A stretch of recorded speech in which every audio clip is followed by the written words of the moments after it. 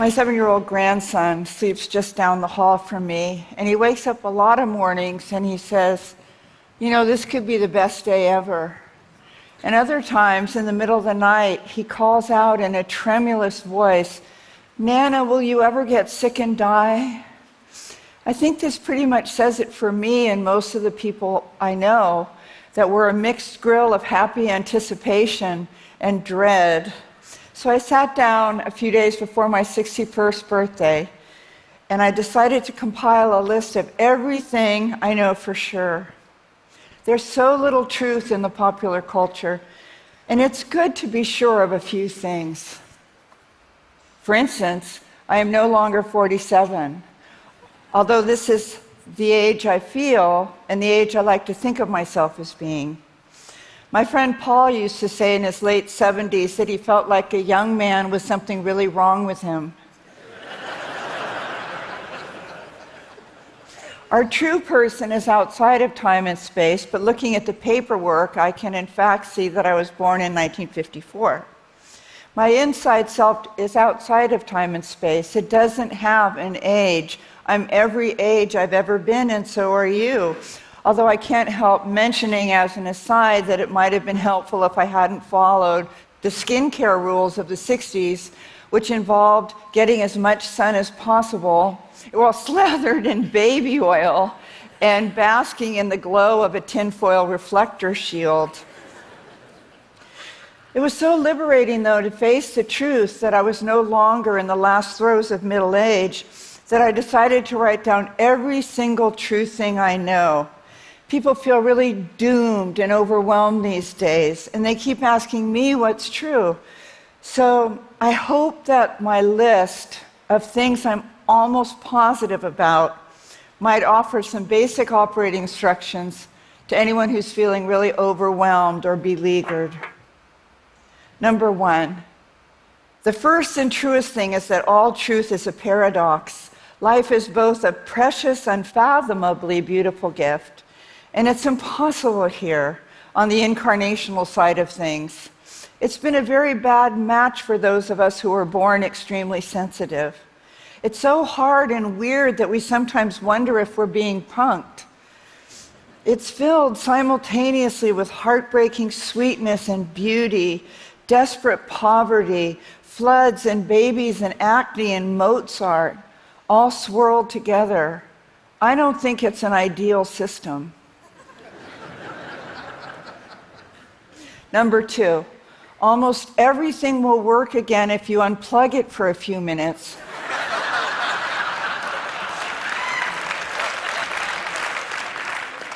Including you. 3, there is almost nothing outside of you that will help in any kind of lasting way unless you're waiting for an organ. You can't buy, achieve, or date serenity and peace of mind. This is the most horrible truth, and I so resent it. But it's an inside job. And we can't arrange peace or lasting improvement for the people we love most in the world. They have to find their own ways, their own answers. You can't run alongside your grown children with sunscreen and chapstick on their hero's journey. You have to release them. It's disrespectful not to. And if it's someone else's problem, you probably don't have the answer anyway. Our help is usually not very helpful. Our help is often toxic. And help is the sunny side of control. Stop helping so much. Don't get your help and goodness all over everybody. This brings us to number 4. Everyone is screwed up, broken, clingy, and scared, even the people who seem to have it most together. They are much more like you than you would believe, so try not to compare your insides to other people's outsides.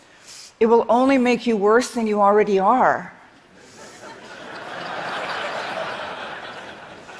Also, you can't save, fix, or rescue any of them or get anyone sober.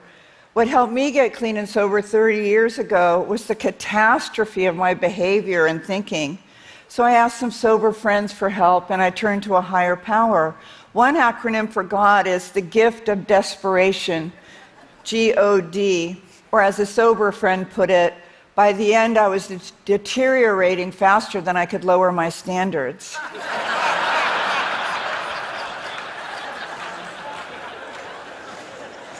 So God might mean, in this case, me running out of any more good ideas. While fixing and saving and trying to rescue is futile, radical self-care is quantum, and it radiates out from you into the atmosphere like a little fresh air. It's a huge gift to the world. When people respond by saying, "Well, isn't she full of herself?" just smile obliquely like Mona Lisa and make both of you a nice cup of tea. Being full of affection for one's goofy, self-centered, cranky, annoying self is home. It's where world peace begins. Number 5. Chocolate with 75% cacao is not actually a food. Its best use is as a bait in snake traps or to balance the legs of wobbly chairs. It was never meant to be considered inedible.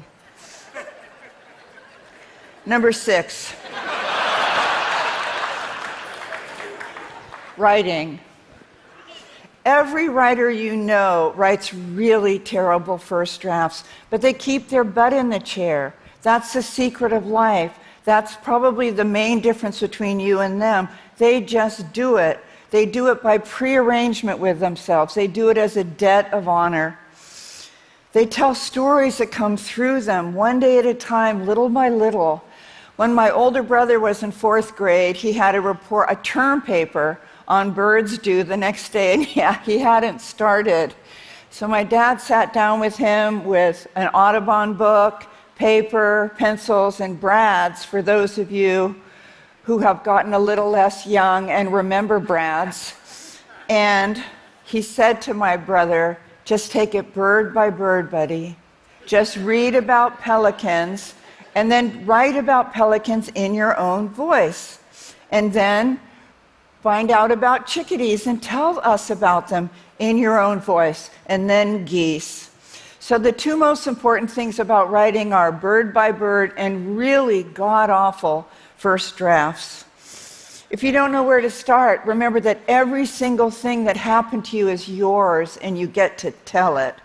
If people wanted you to write more warmly about them, they should have behaved better.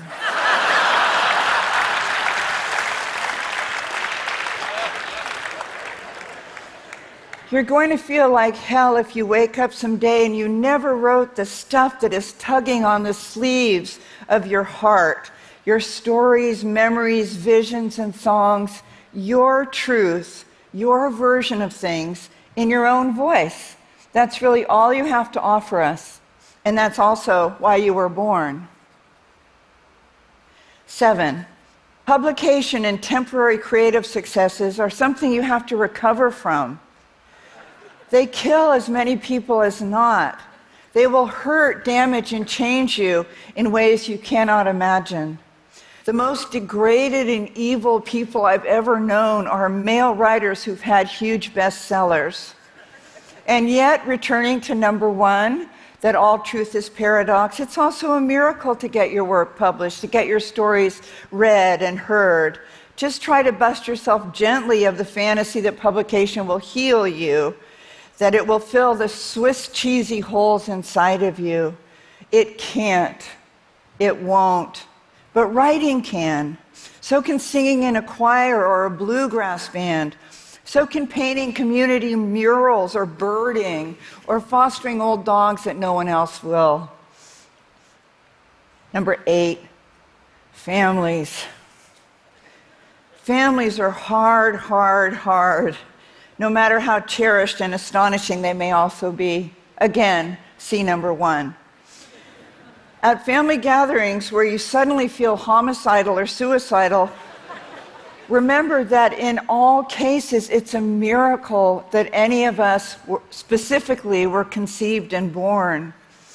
Earth is forgiveness school. It begins with forgiving yourself, and then you might as well start at the dinner table. That way you can do this work in comfortable pants. When William Blake said that we are here to learn to endure the beams of love, he knew that your family would be an intimate part of this, even as you want to run screaming for your cute little life. But I promise you are up to it. You can do it, Cinderella, you can do it, and you will be amazed. 9, food. Try to do a little better. I think you know what I mean.